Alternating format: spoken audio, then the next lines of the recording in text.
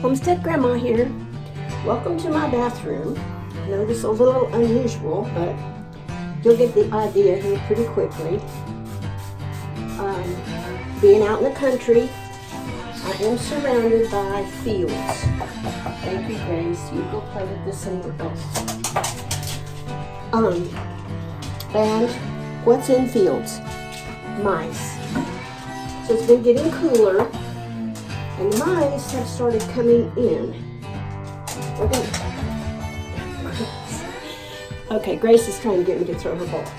So I just sprayed my floor and the wall with an all-purpose cleaner that's going to kill 99.9% of viruses and bacteria.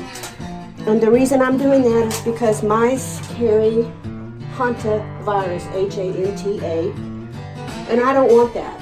So not only did I spray it with something that's going to kill it, but I'm also not really going to inhale when I'm down here on the floor cleaning. So hold on a minute. Okay, so mouse poop looks like little bitty grains of black rice. It looks almost exactly the same shape as a short grain rice. So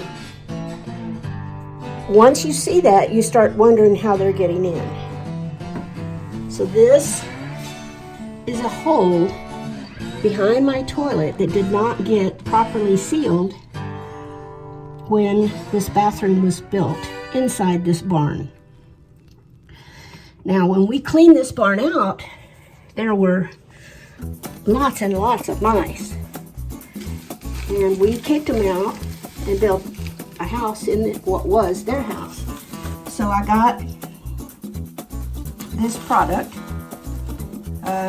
It's steel wool. I guess that's backwards. And I'm going to shred it and stuff it in that hole. What I have been told is that mice will not go through steel wool because it'll cut them. And I hope that's true, because what I'm doing is I'm stuffing this hole with the steel wool and all around the exterior just to be safe, because nobody's ever showed me how to do this. But I have been told by old timers that it works. So there you have the hole plugged. Let's see. That's me. There's the hole. It's plugged on this side. It's plugged on that side. It's plugged underneath and on top.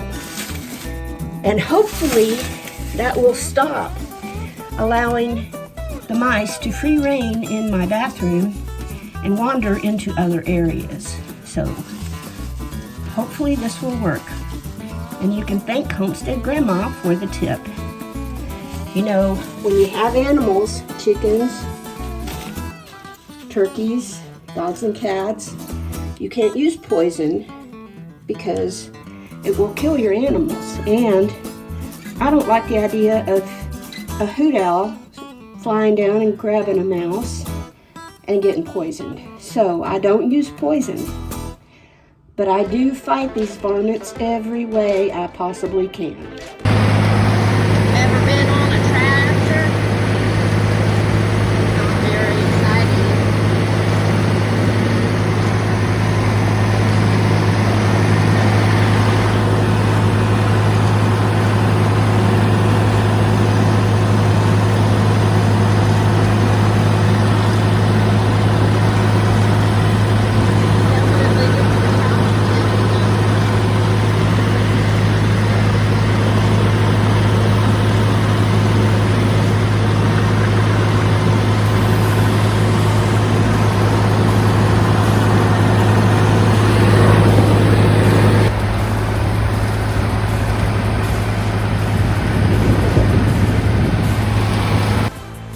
I made that mouse prevention video this morning, and you can imagine that mice in the barn were just overwhelming. As I was checking around other plumbing locations, though, I found two more entry points for mice that they could be using. They say that a mouse can fit through a hole the size of a dime. So I figure if I can even pinch my pinky up in there, that I need to block it. I checked my sink drain from the lavatory in the bathroom and my hot and cold water inputs to the kitchen and the kitchen drain. And I filled in every little spot I could find with that steel wool, which I got at McCoy's. Another thing I noticed that McCoy's has is boric acid. I had tried to find some at the grocery store and at Walmart, and they don't have it. And boric acid you can put in corners of your countertop, under your countertop, against the floor. It won't hurt your pets, and it will deter and kill ants and roaches very well. So I would recommend that if you have problems with ants and roaches and you don't want to do poison, that you look into that. Got to dig up this. This is a Peggy Martin rose. It's not happy. I was going to have it grow up and over the chicken coop to shade it in summer, but the cows stripped it. I guess I should probably water it too. And when I move the chicken coop, I'm going to move it and plant it up there in the new chicken location. So here goes the dump. That was about 10 feet of dumping. And while I was walking sideways trying to dump it over the fence, there's a cube on this side. Grace will get them, but I'd rather her not. I snagged my ankle on this. One of the reasons I don't like trash out here. Somebody just left it out. It had that other water container was on top of it. And when I moved it, I didn't see it because I was on the tractor. But I found it with my ankle. So there we go. They're chowing down. Everybody's hungry. Everybody looks good. I'm happy. They're happy. Even Grace is happy. She's not getting very many because they mostly went on the correct side of the fence. And that there is Lost, being a sweet little girl. There's Midnight. Cookie. On the other side of Cookie, you can barely see. There he is. New Moon. He's the color of a new moon. And there's old ornery found behind Pumpkin. Pumpkin's doing good. They all look pretty good to me. So, that's the end of that part. I'll go back and pick up the chicken treats.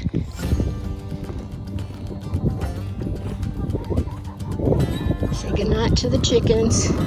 Goldie, start thinking about eggs. I still only got 2 eggs left. Okay? You'll be good girls. There's the light that comes on at night just to give her a couple more hours of light so she can possibly produce eggs, but I don't want her to till she's healthy. So she's had plenty of time, I think, to heal up. And I'm gonna put that bucket back in the barn.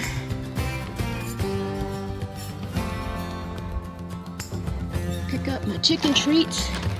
Whoop.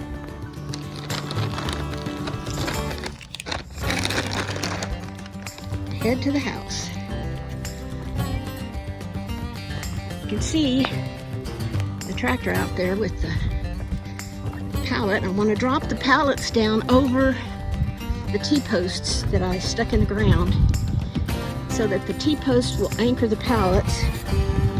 Then I'm going to skin the outside of the pallets with plywood, seal the cracks, and then put the windows in as a slanted roof, slanting up to the right and down to the left. You can see the sun is going down right there. It's still moving south. When it gets completely south, it'll be behind that first big tree you see. So the greenhouse will have sunlight nearly all the time by then, because it'll come up behind me, straight across from that big tree with the mistletoe. That's what those clumps are. And it'll set right behind that tree, and it will give however many hours the sun is out, there will be sun on the glass. This is that second water container. There's the first one. There's the pallet I was trying to put up there, but it just won't cooperate. I'm gonna have to figure something else out. And that's how I left it. I have learned that if I get tired, I start getting fatigued and hungry, don't think very clearly, and I don't need that with heavy equipment, so parked it, turned it off, and going in the house. Give these two furry pups some supper, and thanks for joining Homestead Grandma. There's a last look at the roses before we go in.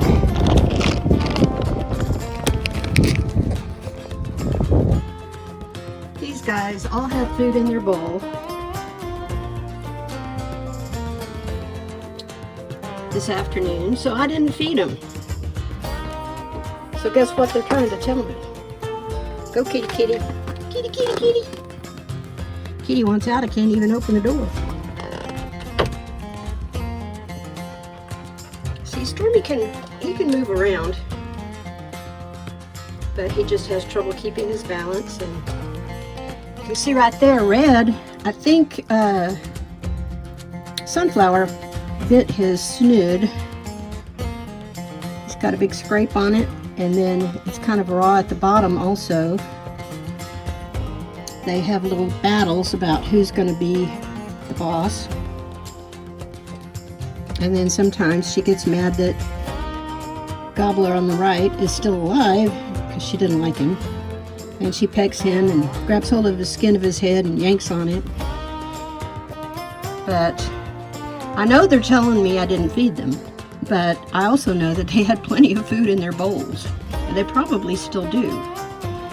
But what I did is I changed to a higher protein, and that right there, that is where Found rubbed her nose on the glass right after I had washed it. You can see